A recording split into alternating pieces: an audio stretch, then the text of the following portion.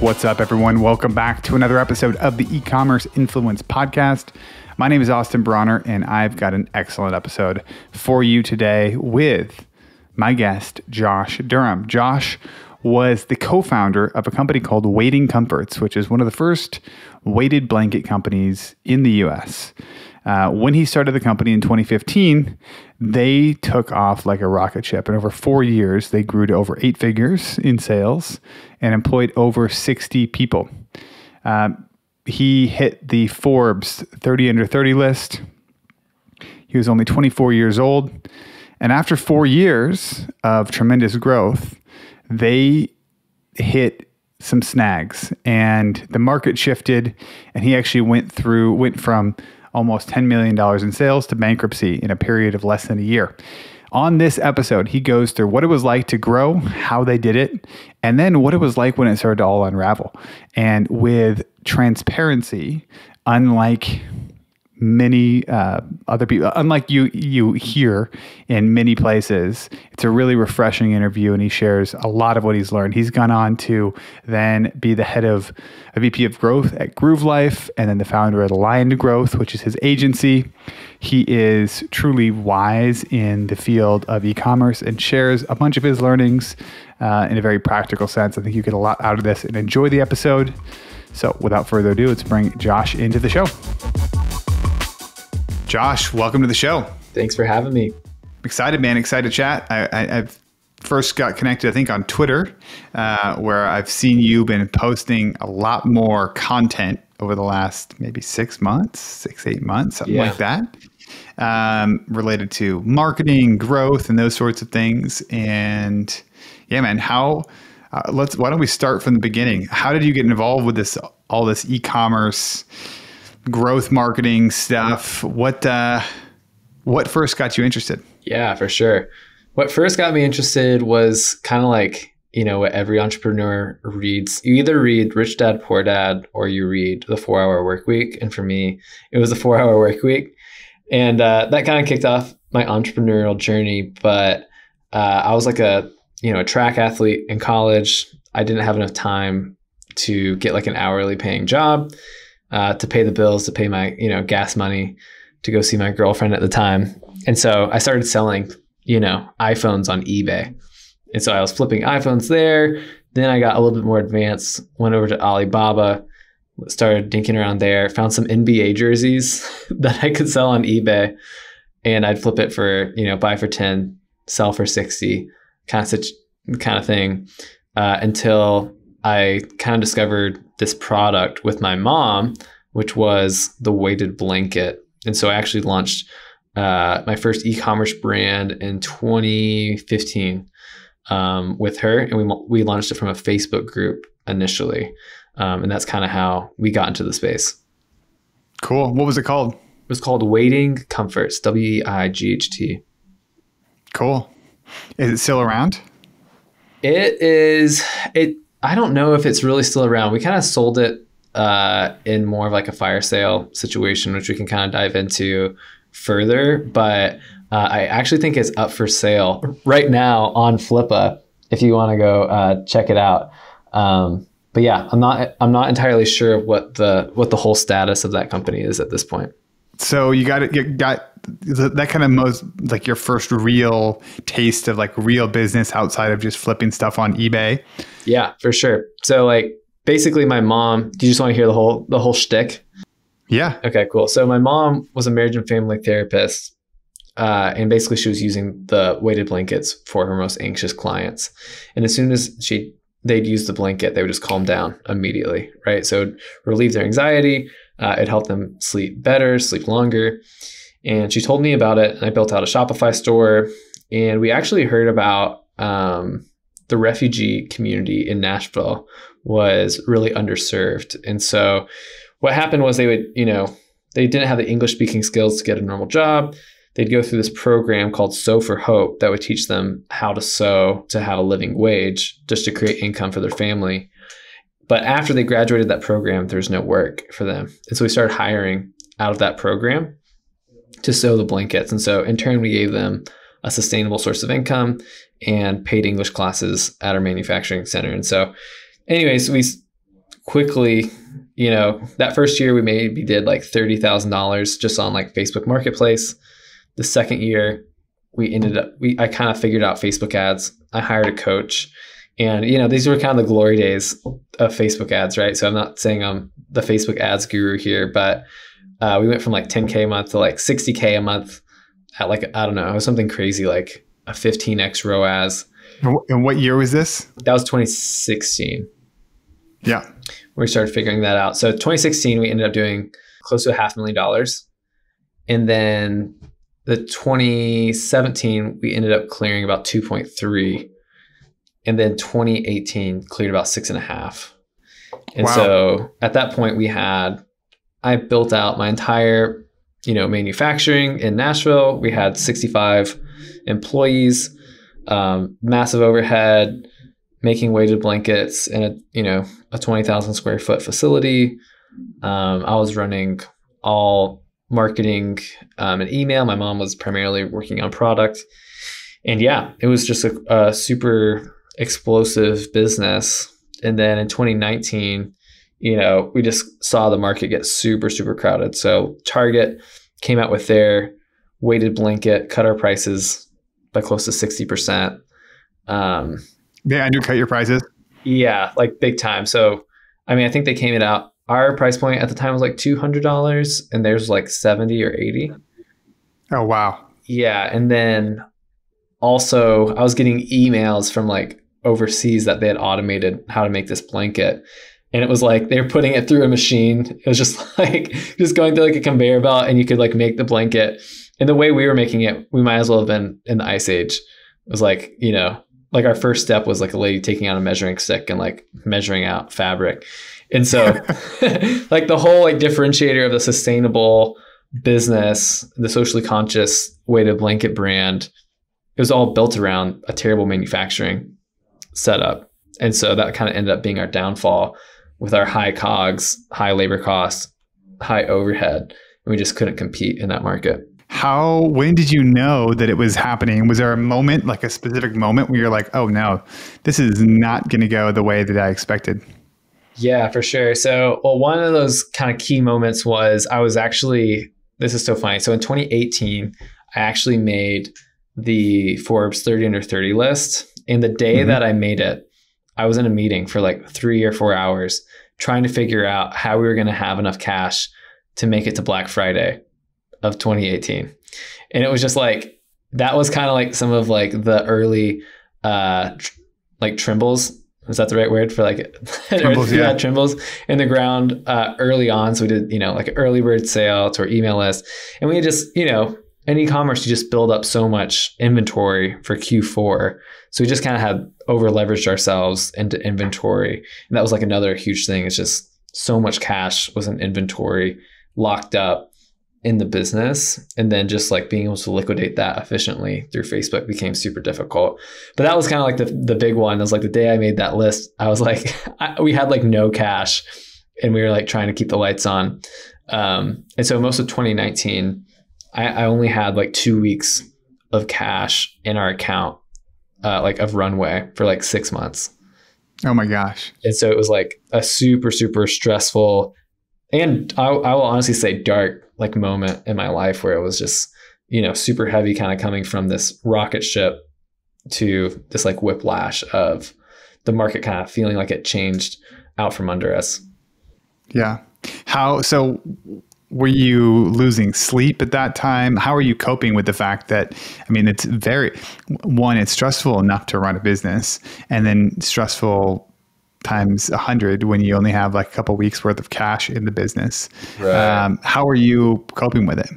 Yeah. I had a moment where I actually had like a panic attack. It was like really hard to breathe. Most nights, I'd get home at 6 or 7 o'clock and just like go to bed at like 7 or 8. I was just so tired, and my brain was like, it was honestly like the darkest thing I've experienced. Like my brain just felt like it had like a gray cloud over it. But for me, like my faith is super important to me. And so just my relationship with God, like kind of clinging on to hope, light at the end of the tunnel, that, one day that experience was going to be over. And eventually it did. And so that was kind of like in May or June of 2019 where we officially sold the business more in an asset sale. It's super interesting. So there's plenty of stuff I want to go into here because this is very interesting. First, from the growth perspective, and then also kind of from the how it wrapped up. So, how long was this period where you were running the business where it was kind of on, I don't know, the death rattle? Right? You hear the death rattle, like that's a Predictable Success reference. The book. Oh, I haven't read that book. Oh yeah, that's what they call it. Like the end is like the death rattle. Yep. That's right. So, how long were you running the business like that? Like 5 or 6 months. So it was like from January till May or June of 2019. So it was like a good 6-month period where it was like, 2 weeks of cash in the account, high return rate too, because just weighted blankets are kind of like a experiential thing. Like people don't know what it's like. It's kind of like fashion. You try it on, it might not fit well. But yeah, it was we were like on like a daily cash flow planner. Like looking at, ROAS, revenue, COGS, cash flow, and then like burning our email list to the ground, launching all sorts of different types of sales to try to keep the lights on. Because I think the hardest thing during that too, just in terms of like managing that business, is really managing your volume well. Mm-hmm. And it's kind of the trade-off, right, of like efficiency versus volume, where you want to spend enough to kind of get over your OpEx, but you need to do that in an efficient manner and not discount too heavily to eat into your margin, because then it's just not sustainable at the end of the day. And so I think that was like one of the tougher decisions that we had to make, because we pulled back ad spend so heavily in that January that I think that we maybe pulled back spend too far where we were. Because like I had, some old school, like a COO on my team who didn't necessarily understand the full mechanics of the business. And so I think that kind of played a part as well. Not throwing him under the bus. I just think that you just have to like kind of find that sweet spot of profitability and getting over your OpEx every month. Sure. So you said that you kind of had this moment, you're like, all right, I know this is going to at some point we're going to get through this. How did it end up coming together that you ended up doing this asset sale? Yeah, for sure. So we had leveraged a line of credit from a bank in town, like local bank, never intended to use it. Honestly, it was for about $500,000. And we just actually ended up having to use it because we weren't hitting some of our initial sales goals. Because actually in 2017, we had like a huge slump in the summer because we ran out of inventory. Yeah. And so what happened then was, we needed to keep building up inventory for this, like these projections that we were making for, November, December for Q4. And so we ended up digging into the line of credit. Obviously, you put ad spend on Amex. And so what ended up happening was the bank basically really didn't believe that the business would go much further. And so they took first lien on the assets of the business on that note. And so, so basically from there, that's kind of like the first domino. And they start to sell off your intellectual property, your inventory, which is kind of like the most valuable piece, arguably, and then also like your customer list, site, domain, all those kind of things in a sale to like other purchasers. And so what ended up happening was it sold to our digital marketing agency who was running our ads at the time. He came in with another investor and they bought the brand for the assets. So leaving the debt apart from the business. But, ultimately we were so far in the hole that it just made more sense for us to file personally, just because I was personally guaranteed to that line of credit. Sure. Yeah. Well, I have a friend, one of my good friends, Andy, who's been on the podcast. We always talk about this, that I don't actually trust somebody in business who's had a lot of success unless they've lost it all first, because it's such a incredible experience, like learning experience to go through. I mean, my gosh, man, looking back on like that type of growth and going through the downside of that growth, that is I'm sure it did not feel good at the time, but an insane learning opportunity. And how old were you when this was happening? Yeah, that's a great question too. So I was 24 when I filed for bankruptcy. So oh my gosh, I was like, I wonder if I'm like the youngest person to file bankruptcy in the state of Tennessee. Because I was just a mere child filing bankruptcy. So yeah, all that happened when I was 24. I'm about to turn 27 this month. So yeah, I'm glad that happened earlier than later.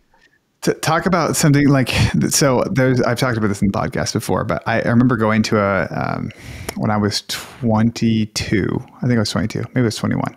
I was on a Fulbright scholarship in Macau, China.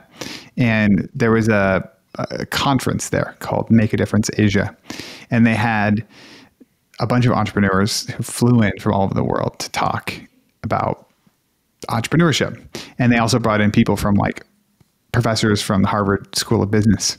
And they did a live debate between Tony Hsieh and the head of the Harvard School of Business. Yeah, that's fun. And it was super interesting. And Tony Hsieh like wiped the floor with this guy. And his main argument was, he was like, if you're going to go spend $100,000 on your education, just go start a business. Even if you blow it up and you lose it all, you're going to learn a lot more during your time running this business than you would at theoretically playing the business game, right. At getting an MBA. And it sounds like to the absolute max. I mean, you learned how to grow businesses, like how to hire people. What were some of your takeaways at the end of all this? When you look back, you've had a little bit of time now. What do you feel like were your biggest kind of like learnings from the whole process? Yeah, good question. I think one is just cash management is just such an essential skill. I think, capital allocation or cash management is just like the number one skill I think you can learn as an entrepreneur, and just kind of knowing where to invest, where to like allow the business to kind of like stay where it is to maximize, profitability, driving, bottom line EBITDA.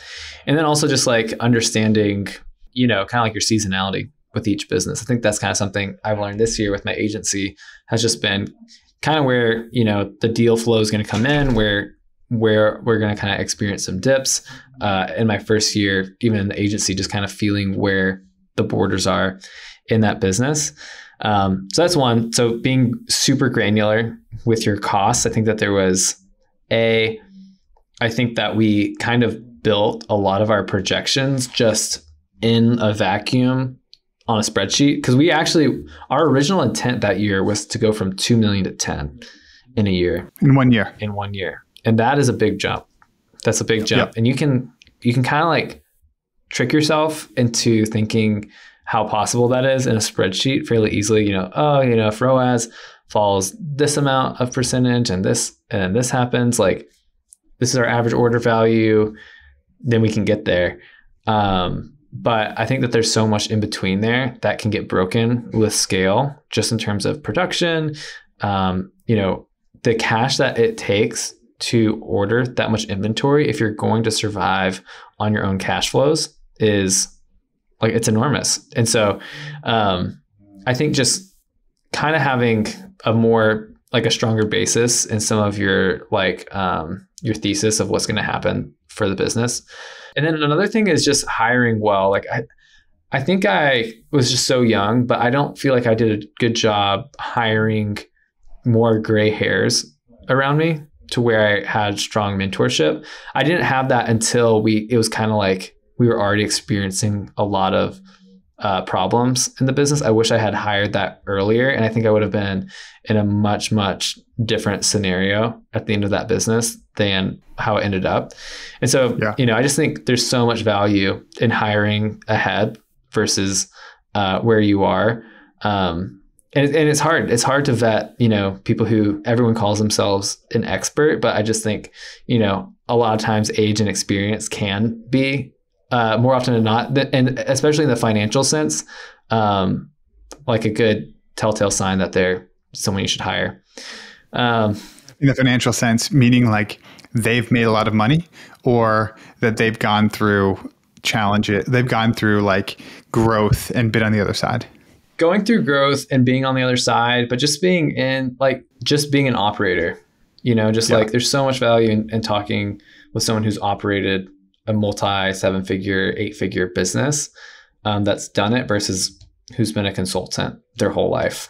Right. And I think that's kind of like something I always look for, is just someone else that has already been there or they're currently doing it. Because there's also kind of, in terms of mentorship, I like to kind of hire someone that's maybe 6 or 7 years down the road further than I am, versus the guy that's like 50 years down the road, or 30 years down the road, just because they lived it so much more recently and they're kind of more up to date on where you are, that they can kind of pass those learnings on quickly.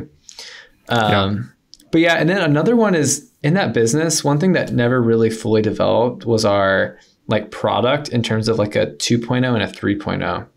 And so like our first product was just kind of standard weighted blanket, but our second product was like, it had like a Cool Max fabric where it was heavy, but it wasn't hot. And so it actually wicked away moisture and stayed cool while retaining, the weight factor that helped you sleep better. But I don't feel like we really did a great job adding secondary products that helped increase average order value, that helped repeat purchase rate. And like our repeat purchase rate was only like 10%.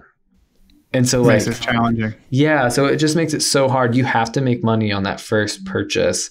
And I think that in itself just inherently makes the business super challenging. And so I don't think I really put enough effort. I scaled a single product company, and I didn't build a brand around like multiple products.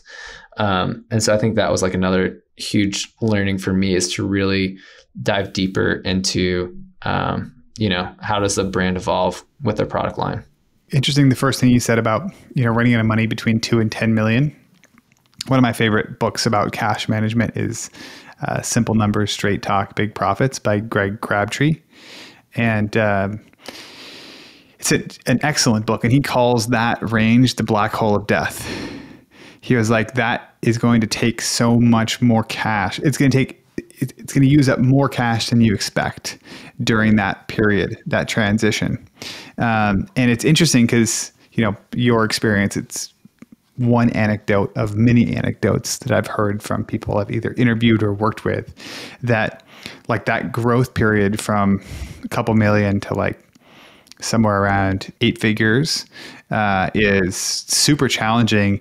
And the cash flow management is the most important thing there, right? Where either like you'll see people, sometimes I've got a couple clients recently who've like raised money during that time because they're like, we're not going to be able to make it through this, right? We have to raise on what we've got, or take up lines of credit and get through that time where it's like you need big time people on the team, but you don't have big time money yet. Right.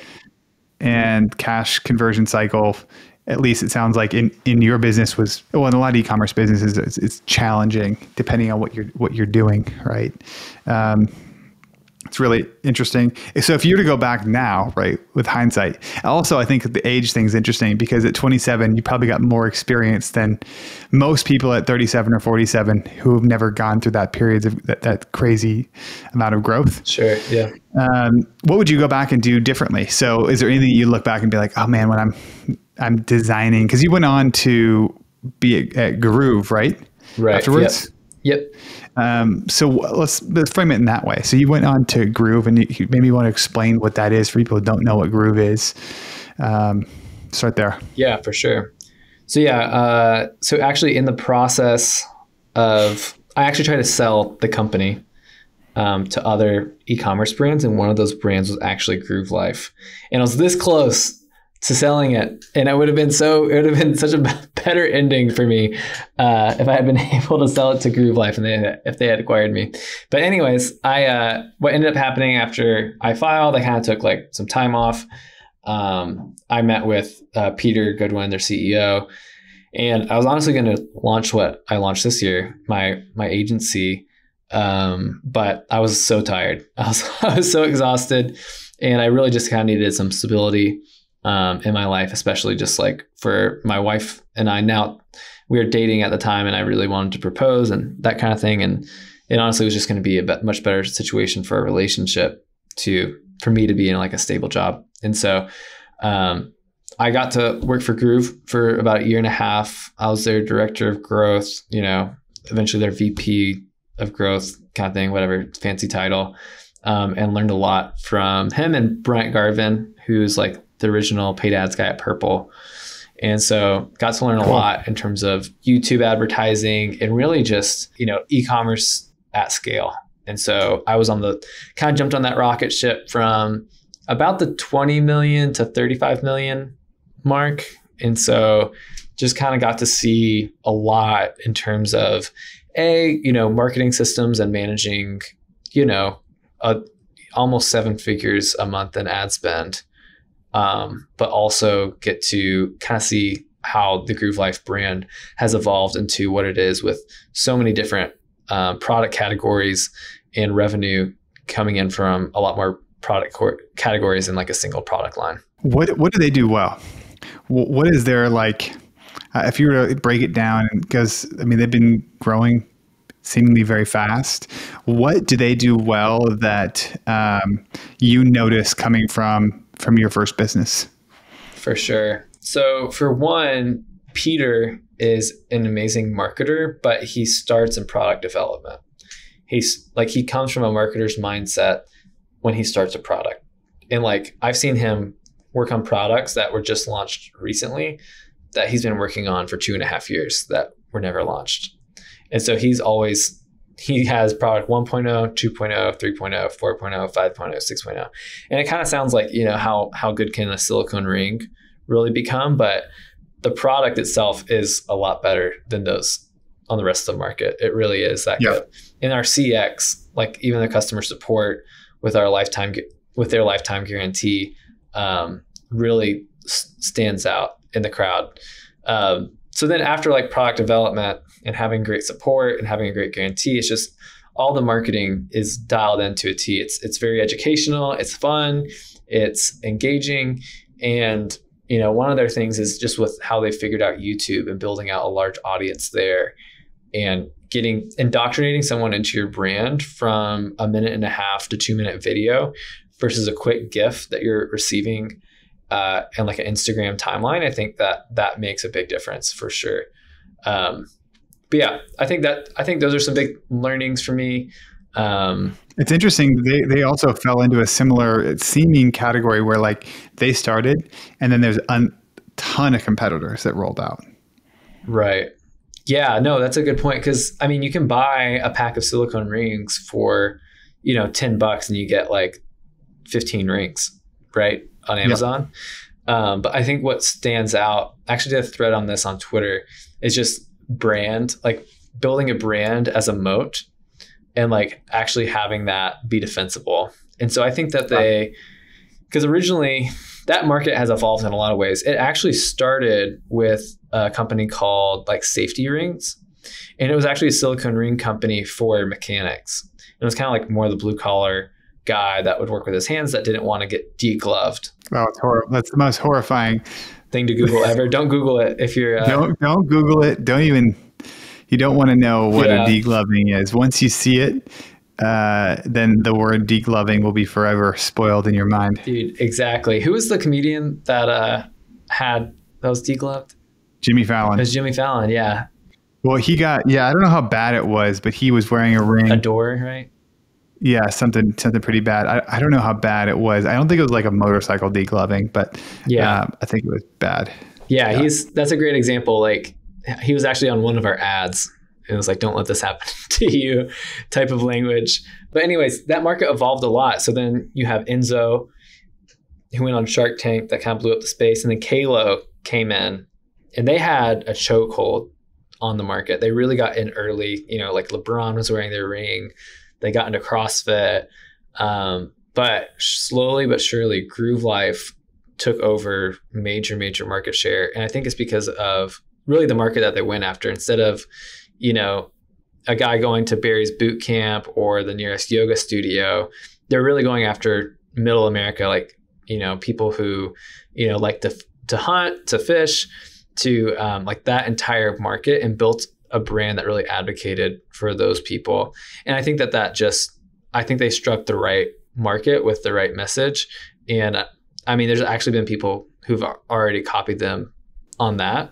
But they really built brand equity around that and their guarantee. So yeah, I think that's a big component of it. It's really interesting. I had another podcast earlier today.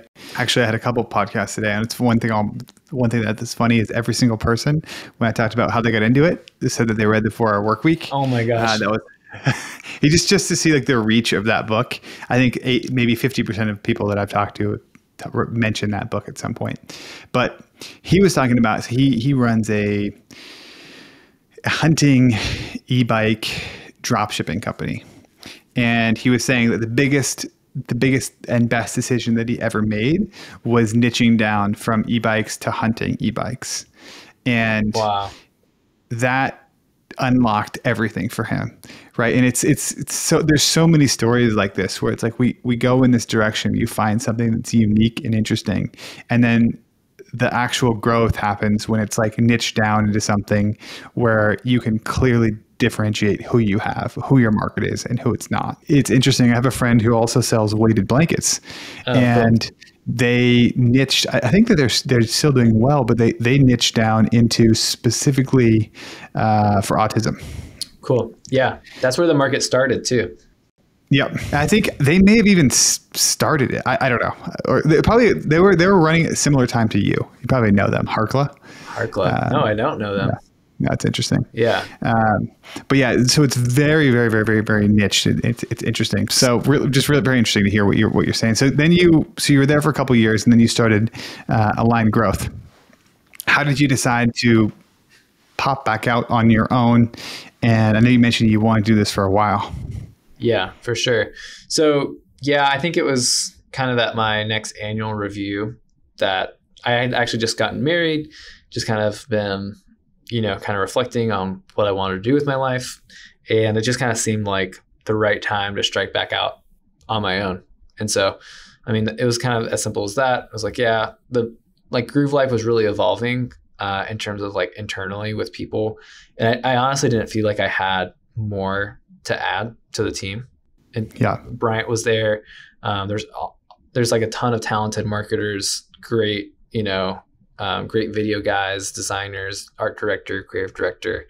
And so, yeah, I just I tend to work more independently and like working on my own more. And so, yeah, I just made the leap. And so, I mean, now it's like, it's been so much fun getting to work with multiple brands at the same time. And I think that's been probably like my favorite part of it, is just being able to see underneath the hood of so many brands at the same time, and getting to help them and build out their marketing systems to help them get to the next level. Yeah. I find that it's so interesting. This is one of the reasons I've been so excited about this podcast for so long, is the same sort of thing. You like, and working with clients, you learn that every brand has their own kind of interesting secret sauce. And sometimes you can port one from the other, and that works really well. What are some things that you found to be unusual or interesting from your journey back to working with multiple brands? Unusual or interesting just from a specific brand? Yeah. Or like something that struck you because you've been in this type of product before. Yeah. Right? You were in Groove and you were in weighted blankets, and then you now have different clients. Anything that has stood out to you when you maybe look forward to maybe creating another brand in the future, something you might take from something you've learned? I think one big thing is just like your level of creative really dictates how successful your brand is going to be generally. I think that like, it's funny, like I have one client who he's an artist, and he never sends us new creative. We just use his product photos off of his website, and it absolutely crushes. But those are kind of like the anomalies of the world, right? And so I just think, the brand with the best creative generally wins. And it's so funny. You just never know what's going to hit. Like I had a client this year, we got some UGC video from an influencer, and it took the account from $1,500 a day in revenue to $8K a day in revenue within a week after struggling to get anything to work. And so I just think having a system to really replenish creatives is so essential that, a lot of people just have, a contract graphic designer and they're using the same template in Canva that every other brand is. And I just think that if you think about the scale that Canva is on, like you're going to look like every other brand in your niche. And so just kind of looking different, you just like at a very tactical level inside the timeline, when they come to the product page, when you're signing up for an email, is like so essential. And so, I just think just being able to get strong creative velocity so that you have too much creative versus not enough is like super important. Cool. How do you manage it? Do you work with people and have them create their own creative? Do you do any creative in-house? How do you manage it? Yeah, good question. Really case by case basis, but what we've built as a solution for that is managing clients' ambassador programs. And so we've been really trying to hone in on developing a relationship with influencers through seeding product, and in exchange, getting that creative to leverage that for ads. And so, our first client that we signed for that, we signed like 300 influencers in like 2 months. And then they just got all this great UGC creative, which often is like the best performing type of creative, right? And just getting a higher click-through rate. It's, usually a face to camera type of testimonial, and just kind of building trust with the end user. So that's kind of how we've been figuring that out. I don't have like any interest in starting a creative agency. That kind of sounds terrible, of all the edits and, especially when clients have their own idea of the type of creative that they want to receive versus the budget. Like, I don't want to be in that business. But the UGC has become like a really great solution. Yeah. It's a really challenging, I think it's just the challenging area that so many people fall into, both on the agency side and on the business owner side. It's hard to do creative really well. Right. And you talked about it being like the quality of your creative dictates how fast you can grow and how well you'll be able to do in the paid social sphere. And I think one of the reasons is because it's challenging. It's really challenging to do good creative. And the people who are excellent at that tend to be in short supply, right? They're like, people find them valuable. Yeah. They get hired out. They get hired out. One of my friends, Jeff Sheldon, he runs a company called UgMonk. Oh yeah, I've chatted with Jeff. Jeff is an incredibly talented artist. Yeah. And I remember looking at his Kickstarter page for one of his products that did multi-million dollar launch. And it was just so thoughtful and so well designed. I know he spent a lot of time on it. And when you looked at it, it was like, well, this one's going to do well because it was so well thought through. The creative was so good. It was by design that it did multi-million dollars in a launch, not by luck. Right. And I think that so much of the success that comes from brands comes by design, in a curated eye about what you can promote out there. Absolutely. And sometimes I will say though, it's just like the right niche and the right product. Yeah. Like I actually I'm in like this revenue share agreement with this small brand that last year they did a total of $100,000 in sales. And so I did a profit share with them for Christmas, and they did $20K in October, and they ended up doing almost $250,000 in just November. Wow. And just like it just took off like a rocket, like lightning in a bottle. And like sometimes if you just hit the right niche, with the right product, it like can soar. I say that with like, that doesn't happen often. It like not anymore, right? Like it's not like it was in 2015, but I do think that, they still exist from time to time. Sure. I don't know. That's a good question. Does it happen less or more? I don't know. I think that this has been something I've been thinking about a lot recently, that I think that there is more opportunity now than there's ever been in e-commerce. It's just, there's going to be bigger winners, and it's like consolidating, right? So the market's more sophisticated than it was 8 years ago. The people who are winning at a bigger scale. It's kind of like the Google algorithm, right? Like It consolidates down where like one person is a dominant force, and we're seeing so many IPOs, we're seeing so many acquisitions happen right now at a bigger scale than we ever had before. I don't know. I don't know if there's less or more of those things happening than there were 5 years ago. Right. People finding a product and yeah. I think it's just maybe more challenging. Maybe I think that the odds are just higher with, higher click through, like higher cost per clicks. And also with more availability, more competition. But maybe, I don't know.